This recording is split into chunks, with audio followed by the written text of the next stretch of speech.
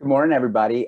We're doing a punch, kick, choke chat for you today, and we're doing what I don't think will stick as a name, but it's called the tender version.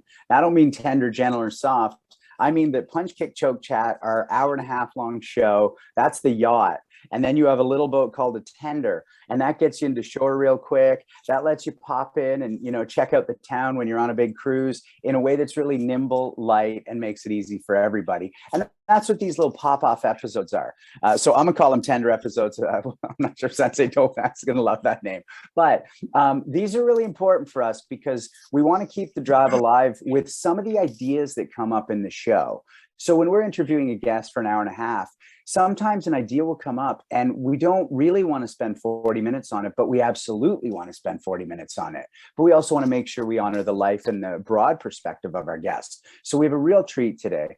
I'm here with my two senseis, Sensei Dauphin and Sensei Legacy, and we get the pleasure of chatting today with Sensei Borkowski, who is not one of my instructors, but I live in Toronto with him, and he is one of, if not the most respected, successful martial arts instructors in Toronto. And we're going to break open a single idea with him today in one of our pop-off drops here. So I'm going to throw it to Sensei Dauphin, who's going to throw the idea out for us, and then we'll throw it to Sensei Borkowski and Sensei Legacy. And really, I'm going to listen more than talk on this one because they understand these concepts way more than I do. And I'm here as a student and a bit of a guide. I do have one question, but I can't wait to see where we go with this for the next 20, 30 minutes. Sensei Dauphin? Thanks, Sean. Yeah, I think the other thing to note is that Sensei Suino is not on the call today, right? Our regular 4 people that we have. And that's another thing about this punch, kick, choke chat, these shorts, is that it might not be all of us, right? Last time Sean wasn't here and we had Sensei Copeland here.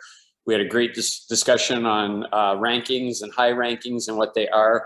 And while Sensei Suino is not here, in this topic that we want to talk about, the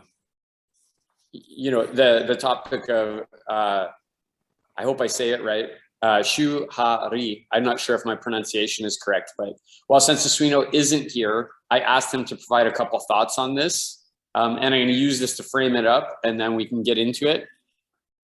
So Sensei Suino's perspective on Shu-Ha-Ri is that Shu is learning the traditions as they're taught. Ha is innovating using the traditions as a base, and Ri is when we completely depart from the established forms. Uncoupled to tradition, but not exceeding the bounds of universal principles. He further goes on to say that most students never get past the point of Shu. They don't put in enough time or enough intensity. Some just don't have the mindset or the talent. And then he goes on to say that one exception to this is in the competition arts. To excel, you either have to be incredibly good at the traditions or you have to be an innovator. So competitive players more often get to the Ha stage. Then he goes on to say, it's rare for competitors to get to Ri, to completely depart from established forms because they're bound by the rule set of their sport. The UFC opened things up by creating a place for martial arts to combine styles, but even there, the top fighters are mostly very, very good at a combination of style elements and small innovations. Innovators, but not Yodas. In regular dojo training, only a few students get to the Ha stage unless they're involved in free sparring, randori, and judo, or rolling in BJJ. One of the beautiful things about a classical approach is that traditional forms are maintained while students involved in their approach to sparring or fighting. An important role of the leader is providing a living role model, respecting and maintaining traditions, innovating where appropriate, and creating opportunities to completely depart from the traditions so the rare few can change themselves, their art, or the world. I'm not sure I understand everything that Sensei Suino just said, but one thing that I do know is that Hanshi Borkowski and Hanshi Legacy, if they don't understand what he was saying, they have some deep thoughts about it. Hanshi Borkowski, let's punch it over to you. What do you think about that? I think it's and your thoughts on Shu-Ha-Ri. I think it's perfect. it's spot on, 100% spot on, but maybe it's maybe a little bit of academic take on something. It's a very academic take on something, almost like a teacher would present a presentation. I know that Gary and I, we can speak maybe more from experience-based rather than, academic kind of treaty, which is 100% on, wonderfully stated, and 100% correct. But it's when you listen to that, there's really no experience base. So let's begin with a saying that Confucius saying that says, if you want to know the road ahead, ask those who are coming back. Okay, so this whole concept of if we're practicing karate do, judo, aikido, whatever, we always talk about the path and michi, the journey, the road. It's a path. So we're walking a path. Someone like Gary Legacy has been walking the path for 50 plus years. Randy, maybe 30, maybe Sean, 20 for you, so we're all at different stages of the path. So I have the same respect for, we're all travelers, or, some people who are, are plumbers, they call journeyman. They're still not quite proficient to be a master, but they're very skillful at their task. So I think, I've known Gary for a long time. He and I were both, consider ourselves journeymen. We're not finished with anything. We still have doubts and questions about stuff. So we're moving forward. So I like maybe to speak of experience. So to me, if you take the path of Shu-Ha-Ri, and if your Budo life is, most people begin with, say, in Okinawa, they would start training at 13. There was admission to middle school. But in North America, we have 3-4-year-olds starting martial arts. So what is your life path? I would imagine long-term might be 60 years in martial arts. So certainly you could be healthy for that, a few hip replacements, shoulder things, whatever, we're still pursuing our path. So I always try to divide things kind of in logical pieces. So whether 15 years or 20. So obviously a lot of people will not, just because of the timing, they will never get past a 20-year period. Only those people who are really teaching. So let's look at the first aspect to me with Shu. Shu is self. Self. Your body, what you can receive, what are the benefits for you? It's all about self. You enroll in something, you take up anything. It's about trying to get benefits to yourself. The training is singular. The teaching, the voice is singular as well. So often we have a student-teacher relationship. Sorry, guys, I'm my camera. Very expensive camera. Camera fell down. Okay, good. Perfect. Back. So it's also a very singular relationship. So I have a picture here just to show you. So this is one of my 17-year-old students, from maybe 7-8 years ago. When she got her shodan, this is her belt, she promptly had the kanji of her dojo, tattooed on her back. So that's her relationship. So her dojo, the style, her world is the dojo, the world is a teacher. That's it. The next stage is Ha would be family, establishing, transcending things, and maybe that's us rather than me. So now my needs are different. I have different concepts of the world. I get so I have a principal teacher, but I have friends that I exchange. So you are, very loyal students of Shorin-Ryu, but you're also doing BJJ on the side, you're doing sword on the side, and that doesn't take away from your Shorin-Ryu. That's your middle stage. You're expanding. So Sean, you may think you're not there. You're already there because you have a very strong intellect. Before you came to martial arts, your intellect didn't come from martial arts. You already possessed, that intellect anyways, that approach to acting and other stuff like that. So, so now we have a broader scope of stuff. And even though we still respect our teacher, we in some ways, the Japanese talk about breaking it. I don't like that word because breaking means almost like a complete detachment. But it's a more holistic view of the world. Usually at this time you start teaching on your own, and you start developing your own concepts. So let's say Sensei Legacy has 21 katas in the system. You're going to teach those 21 katas, but you might teach 3 pins, required. So you might add something off the menu into your training regimen, which actually doesn't take away from his teaching, but actually adds to his teaching in some ways, So you're empowering the teaching, okay? The third stage would be, so first stage, Shu is me, Ha is us, Ri is the world at large.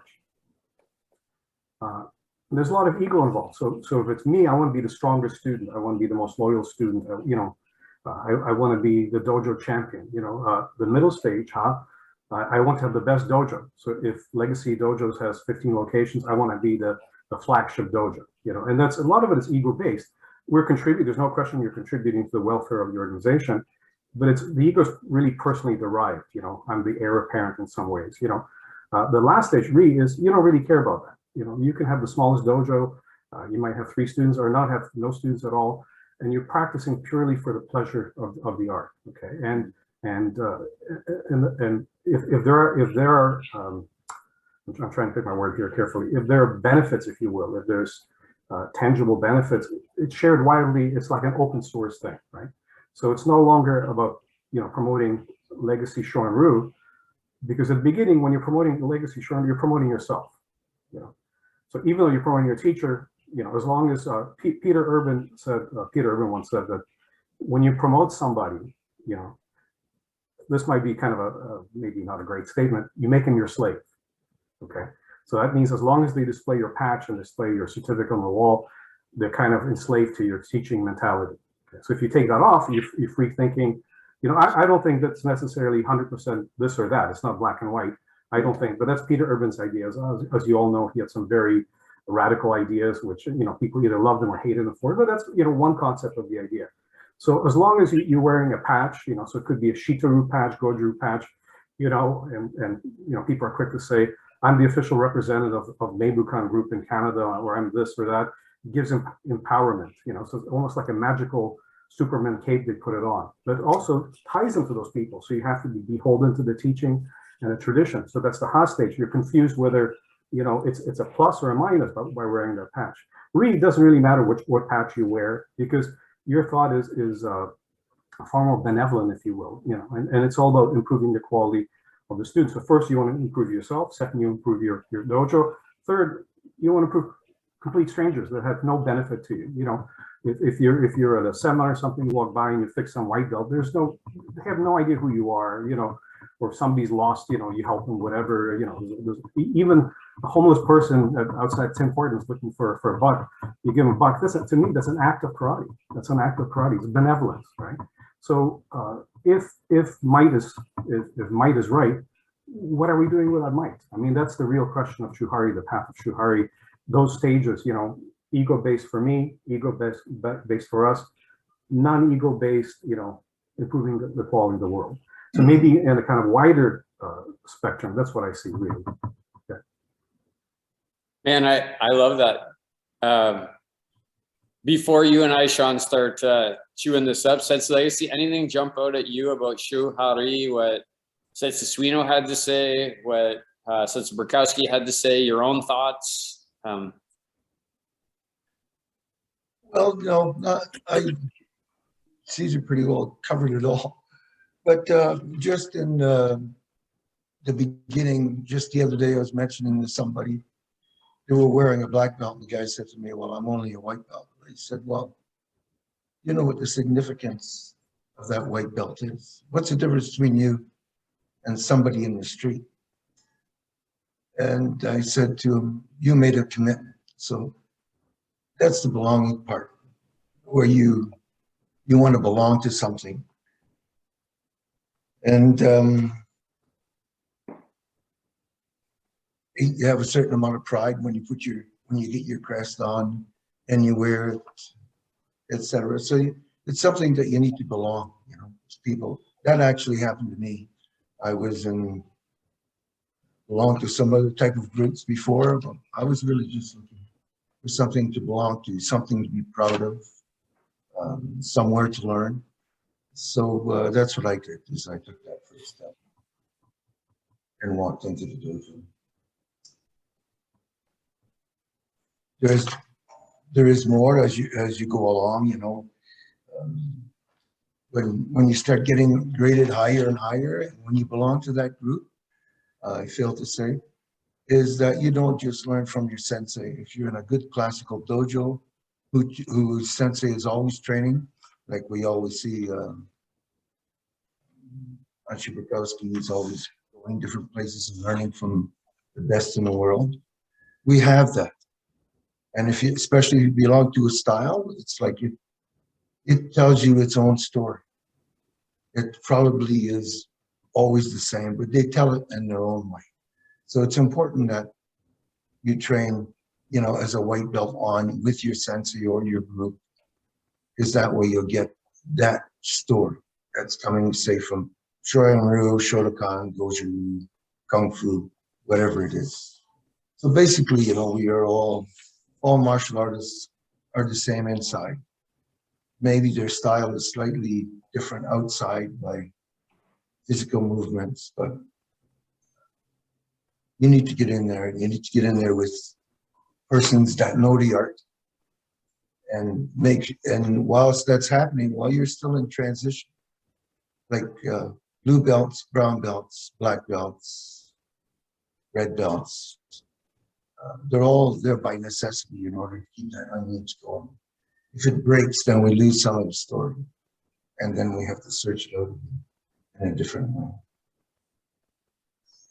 Thanks, Sensei. Sean, I have a question that I want to ask Sensei Borkowski and Sensei Legacy, but I just want to, as they're talking, what thoughts are coming up for you? I'm just curious, like, how are you feeling? Like, I mean, I have some uncomfortable feelings. I have some feelings that really resonate with the thoughts. Like, some of the things make me feel uncomfortable as I think about it. And some of them are like, yeah, that's like, so what is coming up for you as we're talking about this?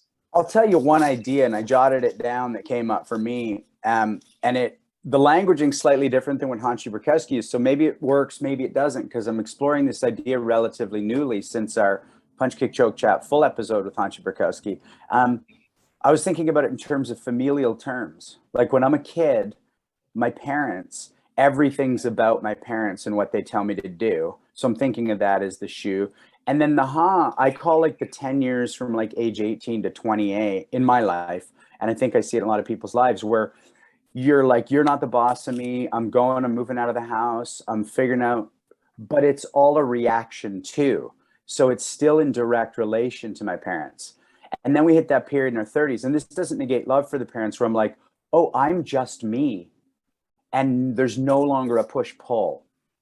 And the lack of a push-pull, you know, and again, I'm just basing this off things I've read and listened to, would be the transcendence, which is my mom can freak out in an airport and I'm not affected by it at all because she's just my mom. Whereas if I'm 25, that's still getting to me a bit. And my new philosophies I'm learning as a young man in the world, I'm like, how do I deal with this? And at 40 years old, I'm like, I don't have to deal with this.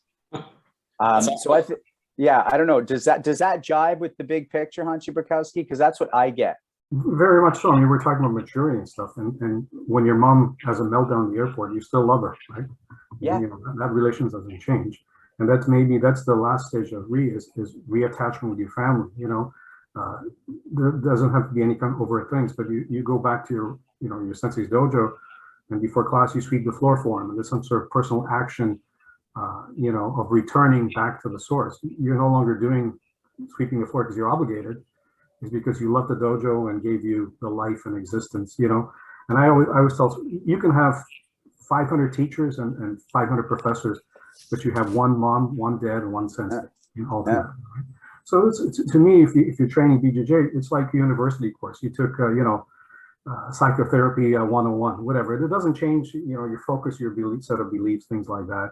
And and again, my default thing, because there's only 4 of us on the screen, is Gary Legacy, and I know Gary for a long time. I know how he thinks. We think very much alike, and he and I, we're both very unique because we don't have all the answers. And what Randy, what you're saying is you're uncomfortable by this. This is really, to me, what a punch, kick, choke should be about. Not the slapping each other on the back or criticizing overtly, using as a stage, to get back at somebody. But just, to me, a great discussion is if we all leave and we're a little confused, because we have to go and think about ourselves, and and everything I say, if I say this, there's a film running in the back of my mind how I screwed it up. Okay, so experience is a wonderful teacher and it's a painful teacher, right? So I'm sure Gary wouldn't change his life at all, but if there's a specific instant, I'm sure you could go back, you do something slightly different, and we've lost students because we were overly reactive, or we gave in to students where they were not right just because we didn't want to muddy waters, all that kind of stuff. So Sean, you may not be dealing with that, but in your professional life you are, and Randy, you are dealing with it because you run a successful dojo, so about the egos you have to please, and all those things. And sometimes we sacrifice ourselves, So sometimes it's not that we're lying; it's just we find a passive solution to something. Mm. And at the final stage, when you're in your 60s or 70s, it's a big deal. That person leaves, maybe it's good for the holistic environment of your group or your dojo. We don't sweat that kind of stuff. But like I said, it's all about the world at large. Does we provide the best possible experience for our students, and also extended families? You have to remember that the spouses of your students are your students by default. Parents of your students are your students' default. Their friends, etc. So the values you teach your students, they're going to share in school and university, whatever. So we're teaching the world at large. We want to do it right. So it's not really a question, whether this punch is better than this punch. Those are technical stuff that you can debate for the rest of your life. But the values, the lessons of Budo, Budo Buge we're all Budo Buge practitioners. Buge is learning how to destroy somebody. Budo is learning how to make the world a better place and make yourself a better person, right? So, and we need that both, because we need to be strong in order to be just, right? So physical ability is very important. Maybe this is diverging of the subject, but I always tell my senior students, your responsibility as a martial artist is to learn how to kill someone, and then choose never to do that. You use that as a there's many swords that Sugino knows is better than anybody. In Japanese tradition, the sword that takes life and a life-giving sword, that kind of stuff. I always talk about a gun. Gun in the hands of a violent person is a tool of evil, right? A gun, a policeman has a gun on, or a soldier carries a rifle. It's a tool for peace, hopefully, right? To preserve and prevent, right? So all those things. So these are all the things we're doing.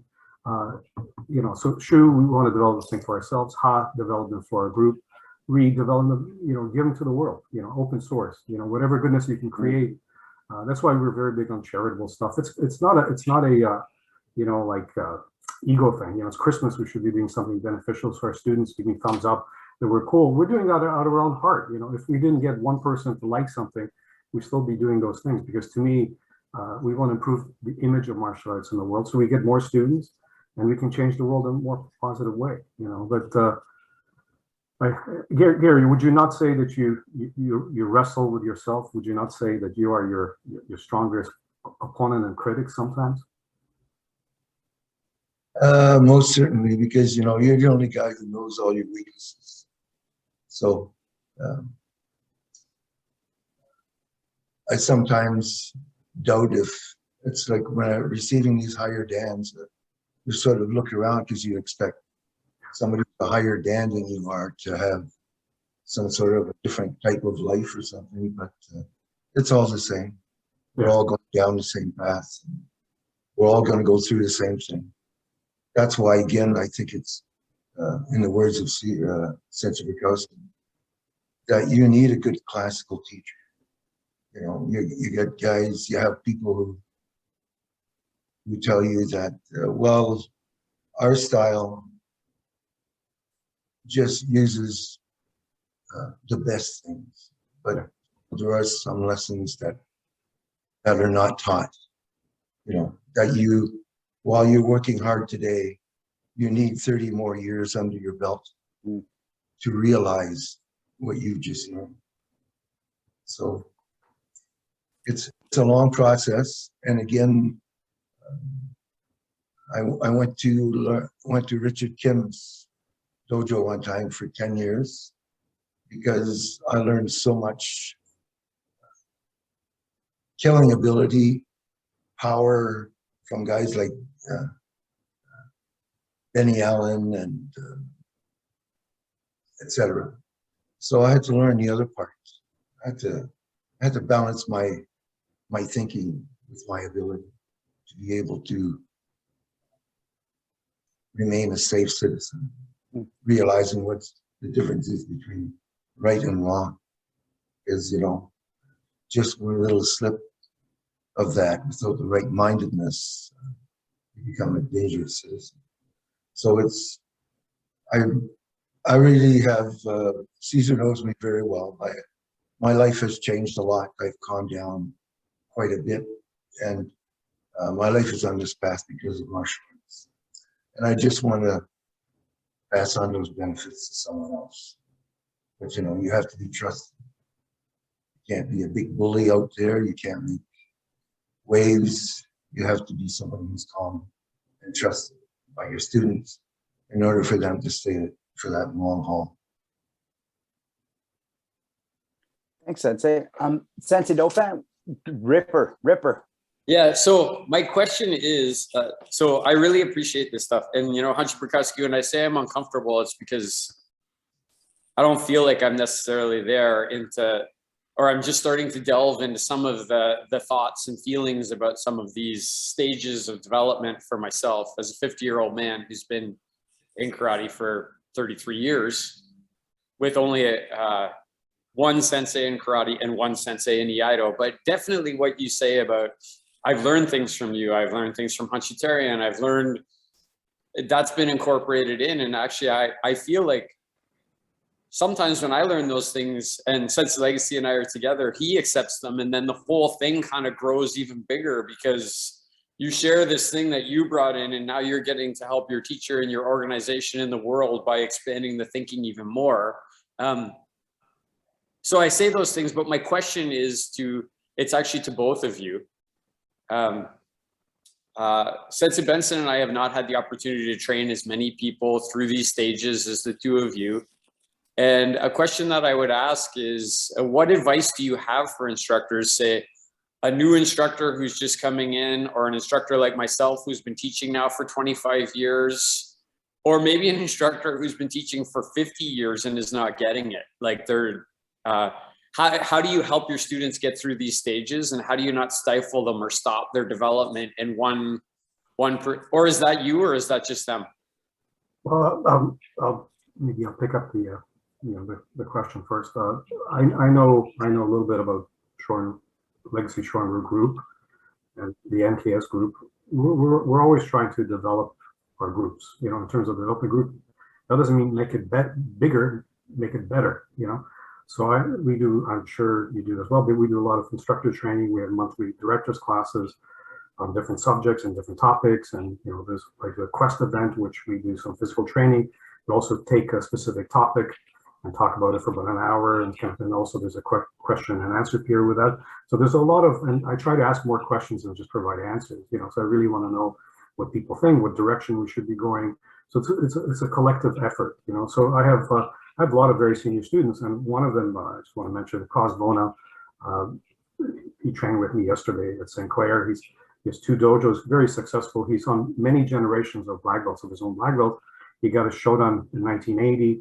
Another guy was there, Yesto Santos Semerera. He got a black belt in 1975. They're still coming in to train with me on a weekly basis.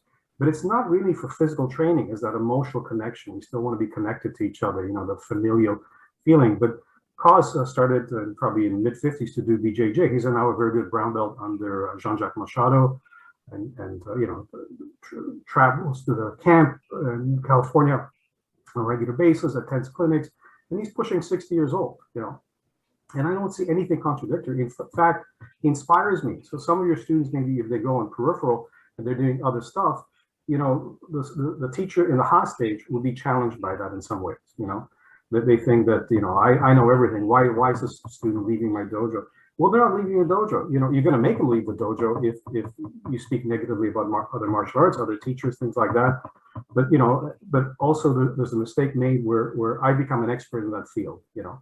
So they're doing BJJ and I'll go, yeah, let me see that omoplata. Well, I'll show you mine, you know, and then I prefer something inferior. So I think a good teacher has to know the strengths and weaknesses. You know, I know what I can do well, and I know what things I have to work on myself, you know. So it's both a personal journey and a team journey, you know. And if that's not available, because, you know, there's probably 90% of dojos out there are just individual little dojos. They're lost attachment to their original teacher, or the teachers have retired or whatever, they moved on. They need to find a network. They need to at least find a network of like-minded people.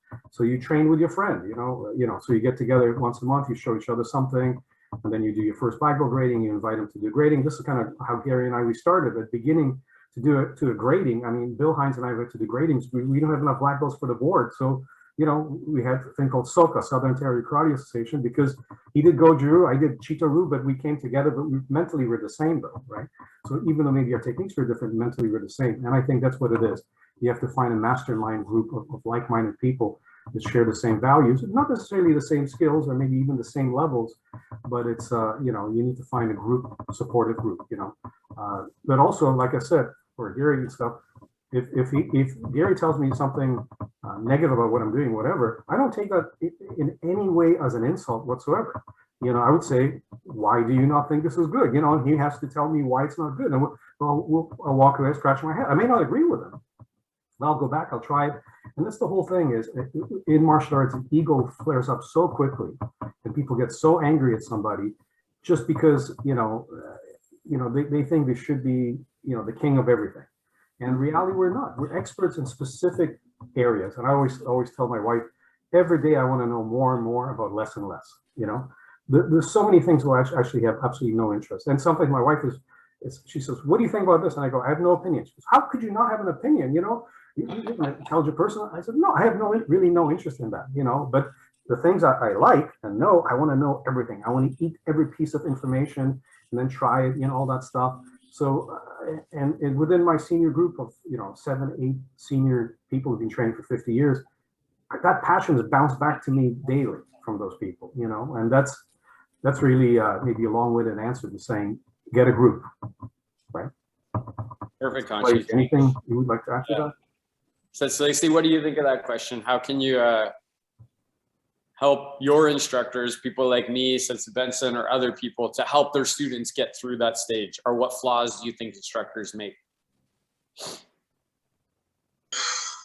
Well, people are going to make mistakes all the time. That's how we learn. When you're a baby and you're reaching for a bottle, you don't reach straight for it. You see the young person's hand going all over the place until they finally find the right movement. And that's the way we all learn, right? And a good idea of having like a lot of higher ranking members, you know, they also keep you honest. They keep you honest by seeing your teaching, whether it's the same all the time or it always follows the same line of thinking. Right, and they also keep you training because you know you've got these guys hot on your tail end, that if you don't at least keep training and renewing your own ideas, that they will soon catch up and you'll be learning, you know, from them. I actually have a bit of a question to expand on that is, you know, let's say I'll start with you, Hanshi Borkowski.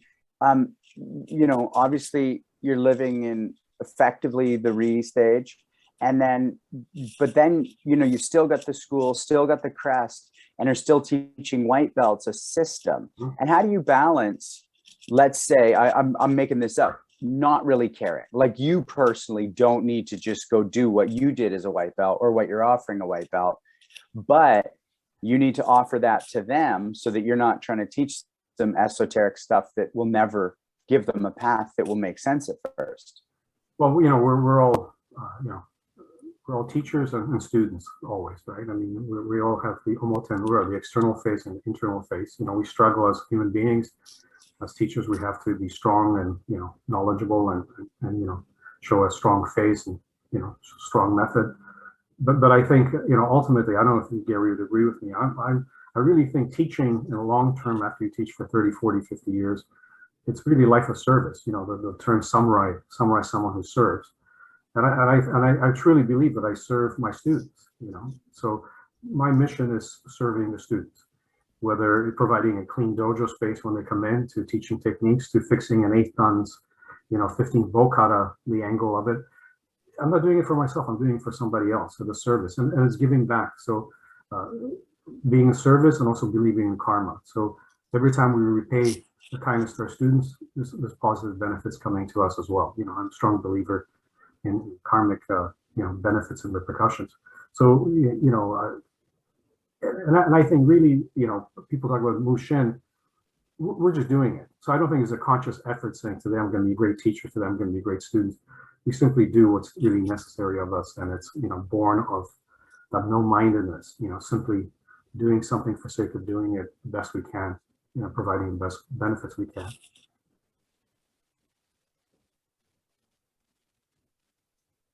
Sensitive, any ideas? Anything you want to like pop in on there? I really love that answer, and it helps me a lot. Yeah, I like it too. I thought you wanted to go to sense of legacy. The question was, Yeah. No, I was good. I was good with that. I liked it. I liked that answer. yeah, I align with that. What he says, like, there's a duty, right? Like, I always, for me, I always speak to my higher principles. My duty is first to the art, the martial arts. That's when I make decisions, I try and make them in the best interest of the art and martial arts. And then second would be our association, Legacy Shu-Ha-Ri. I try and make decisions that are in the best interest of that. And then obviously my students, and then myself, kind of number 4, right? If it's good for the art and it's good for Legacy Shu-Ha-Ri and it's good for the students, then it's gonna have to be good for me, right? It just has to be good for me. But if I am wrestling and I'm like, well, this will be really personally good for me, but Legacy Shu-Ha-Ri is not gonna do as like I'm gonna be above that. I have a problem making those types of decisions, right? Like for myself, like I always feel a little bit dirty and a little bit selfish if I do something like that. And I think that's what Hanshi Borkowski was talking about when it comes to the ego. And I guess in the end, I have those rules for myself because I definitely have an ego. I am definitely competitive. I definitely feel good when I can do something good. Like, you know, when I've won a tournament, it makes you feel good, but, you know, not at the expense of the other things, I think. Personally, I think. Yeah. Then a Well, big you know, one. Yep. Please. No, please. Oh, just one I want to ask the two Hanshis on the call. Is this a function of time? Obviously, if you're not on a path, time won't give you any of this. But if you're on the path, you're training hard, is it still one of those things where like, great, but you still can't know, like I couldn't have known what my 40s was going to feel like in my 20s, even if I was accelerating every aspect of the things I'm doing currently by training them hard in my 20s. Is Shu-Ha-Ri, assuming you're training or walking a path, time in? Yes, very, very much so. I mean, it's experience, it's time and experience based, right? So, last thing I like to say is that if I see my students or my colleagues making a mistake, I've made that mistake myself. You know, so if they're too brash or too egotistical in some ways, I was there 100%, maybe even more so. You know, so it's just the growing stages. You know, at first we want to conquer the world no matter what, and you know, we want to win tournaments. You know, all those things because we want to leave a mark. You know, and that's ego driven. I mean, ego is a wonderful thing. You know, everything's a tool. You know, so if ego is controlled for benefit of, you know, like I said, world at large, your dojo, or your family, that's a great thing. If it's only derived for your own personal benefit, somebody, you know, I've seen a relationship destroyed because suddenly somebody wants to become a singer, whatever, and maybe, you know, your wife and 2 kids don't no longer fit in that category, so you have to, you know, so your ego drives you somewhere. So, you know, I always find that there's a middle path, you know, the Chudo, right? The middle path. We can always, you know, still stroke our own personal ego and still do something good for the world at large. But the last thing is, every problem I have encountered from my students, I caused it myself 30, 40 years ago, you know? So it's like a parental thing, you know? So rather than being really angry at them, I laugh because I go, what he's doing is wrong. And I did even worse, you know, that was exactly my take on the thing, because it's just stages of life, you know, whether you're a child, your parent, or grandparent, that's all it is. And maybe a Shu-Ha-Ri could be, you know, childhood, adulthood, and old age, or, you know, maybe adult age is not a good thing. Maturity, we'll call it maturity, you know. Gary, what do you think? What do you think? Well, I really think that 30-year thing that we talked about on PKCC is you need that time. When you look at Shaolin monks, for instance, because everybody's seen those on TV, they come in as children and they die as monks. Yeah. So they get full benefits of everything. And so that so that you get to learn what not to do and omit bringing your students in that direction. That's not seen, but it's done by the sensei. Like for instance, I remember in the old day, and this is not good talk, but in the old day, the pioneers weren't so friendly with other clubs. They were competition, but they saw them as the enemy as opposed to just another karate club trying to promote the same thing. And I think through the years that you learn that those things aren't right. That's why martial arts will not discover their secrets to you if you've been 2 years, 5 years, 10 years. It takes more than that. Just by the example I gave first, look at the Shaolin monks where things were through Daruma Taishi were all passed down to us. You need a long time. Teachers need to be there a long time to experience the things that need to be done and the things that need to be avoided. And, I think that's what's going on with most dojos now. I had guys that I was not friends with before because of my senseis, and now we're perfectly good friends. We buried the hatchet. We keep going. What we're doing it is for the art. Our loyalty is not to our senseis. Our loyalty is to our art. Your sensei will sometimes change. You may pass away, like Benny Allen, and things like that. So you need to go to get yourself another sensei. So you're trying to maintain that style and keep that going so that others can benefit from it. Perfect. Any ideas we're missing, Hanshi Borkowski? Any buttons you want to put where you're like just... Well, yeah, before we get into too much farther, we've already been almost talking an hour about this, right? And so I think what we should do now is just give our final thoughts. And before we go, I'd like to end with Hanshi Borkowski. Okay, sweet. We asked him to come here and talk to us about it. So if Hanshi Borkowski has some final thoughts. So Sean, I think what I would like to do as we end this episode is, what did you learn? What are your thoughts? What are some things? Then I'll add some stuff. Then we'll pass it to Sensei Legacy. We'll end with Sensei Borkowski. We'll say goodbye to everybody, and then we'll post this at some point and let everybody learn. And I hope they ask all of us questions, right? Love like it. if there's something that's confusing about this episode to somebody, they should reach out to one of us and get a cup of coffee and talk about it a little more. So Sean, what are you thinking? What's resonating with you right now? Honestly, the biggest thing is the time idea, and just realizing, you know, I'm not as far along on certain paths as I thought, but I'm so firmly on those paths that it's beautiful. That's the best way I can put it. Yeah, I love that, Sean. That's the same for me. Is this conversation has framed a lot of thoughts in my mind, helped me with them, right? Like to accept them, that this is okay, by listening, like, you know, things that I've been struggling with. It's, hey, this is okay. These people who are ahead of me have just spoken that it's okay to have these thoughts and these struggles. I like the idea that Sensei Legacy said about you're devoted to your art and your instructor will change. The only thing I would say about that is, Sensei Legacy, I know you've been 100% devoted to every instructor, even after they've passed away and moved on. You never, ever deny being impacted by Benny Allen or Richard Kim or Harold Warden. Even sometimes when other people have said to you, you shouldn't mention that name, you've never shied away from saying that those people helped you and passed you along. I'm super grateful to have this conversation. I'm going to think about it for a long time. Right? I'm going to be thinking about it for a long time. Sensei Legacy? Well, you know, the last bit that I will put in there, and you can see it very well through Hanshi Borkowski, is that when you teach, when you go and you do a lifelong of teaching and you have a lot of students, and one of the things that we failed to mention before is that those students help us spread that truth.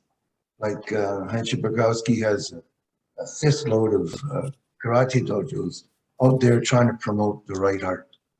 So eventually the classical arts will overrun the sport-oriented there's nothing wrong with sport karate, but they can't run classical martial arts because they leave out parts. They just do parts they think are important, or they don't do parts that they think they don't need it. Well, the art was taught from them up, and all the parts that they have put in there to make it work.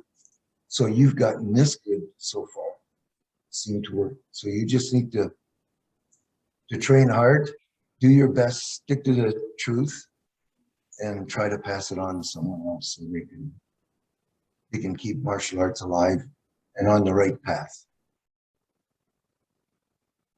Thanks, Thanks, Sensei. Hanshi Borkowski?